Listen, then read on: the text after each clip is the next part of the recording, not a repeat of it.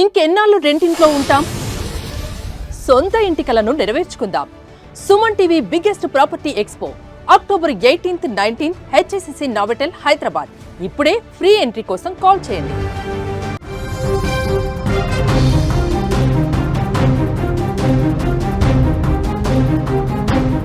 పాకిస్తాన్ చిక్కుల్లో పడింది.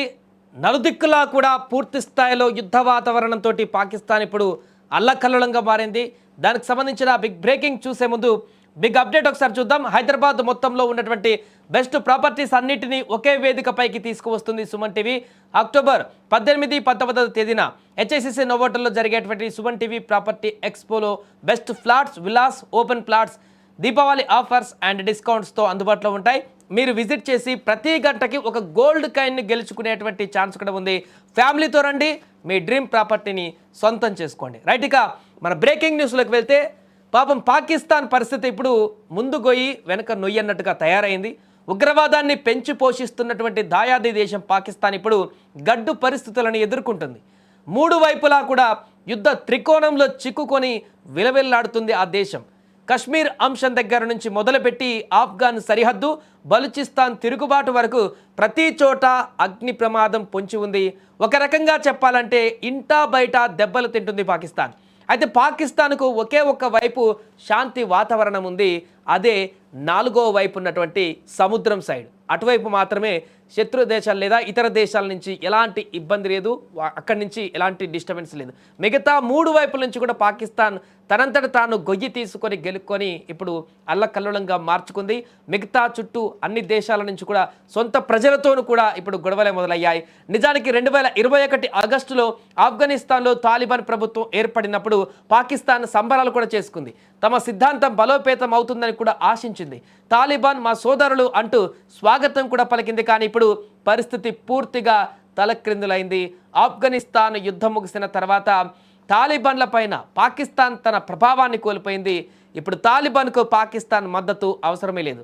అంతేకాదు తాలిబాన్ ఆఫ్ఘనిస్తాన్, పాకిస్తాన్ సరిహద్దులను నిర్ణయించేటువంటి డ్యూరాండ్ లైన్ను కూడా గుర్తించడం లేదు.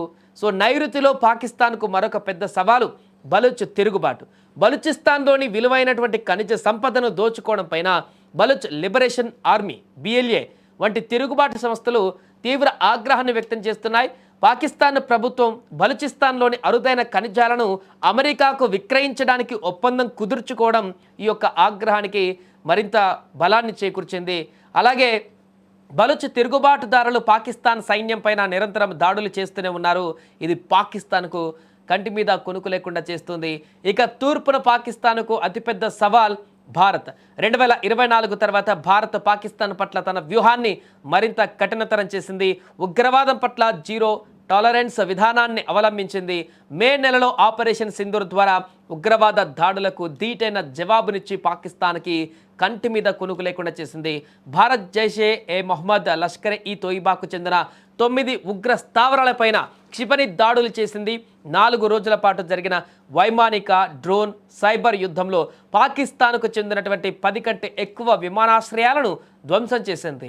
అనేక పాక్ విమానాలను కూడా కుప్పకూల్చింది. దీంతో పాటు భారత్ సిమ్లా ఒప్పందాన్ని ఏకపక్షంగా రద్దు చేసి పాకిస్తాన్కి గట్టి వార్నింగ్ ఇచ్చింది.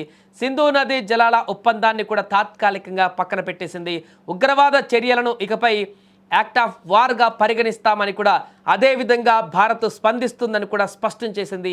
ఈసారి పాకిస్తాన్ తప్పు చేస్తే చరిత్ర, భౌగోళిక శాస్త్రంలో అది ఉండాలా వద్దా అని ఆలోచించుకోవాల్సి వస్తుందని కూడా భారత్ గట్టిగా హెచ్చరించింది. సరిహద్దుల గుండా డ్రోన్లు, ఆయుధాలు, డ్రగ్స్ స్మగ్లింగ్ పైన భారత సాంకేతిక నిఘా పాకిస్తాన్ వ్యూహాన్ని అలవోకగా అడ్డుకుంటుంది. మొత్తానికి దాయాది దేశమైన పాకిస్తాన్ ప్రస్తుతం మూడు వైపుల నుంచి ముప్పును ఎదుర్కొంటూ ఆర్థికంగా, సైనికంగా తీవ్ర నష్టాలను అనుభవిస్తుంది. మరొక వైపు అంతర్గత కలహాలతో అల్లకల్లోలంగా మారింది. ప్రజల నుంచి తీవ్ర నిరసనలు, ఆగ్రహాలు వ్యక్తమవుతూ అక్కడ ప్రభుత్వాన్ని, సైన్యాన్పైనే దాడులు చేసేటువంటి పరిణామాలకు తావుతీస్తుంది అక్కడ ప్రజలకు ఉన్నటువంటి ఆగ్రహం.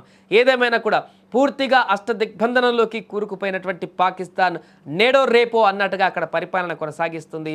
ప్రజల ఆగ్రహానికి గతంలో బలైనట్టుగా బంగ్లాదేశ్ కానీ, నేపాల్లో కానీ, శ్రీలంకలో జరిగినటువంటి పరిణామమే ఇప్పుడు రేపెల్లుండో పాకిస్తాన్లో కూడా జరగబోతుందంటూ కూడా ఒక చర్చ అయితే కొనసాగుతుంది.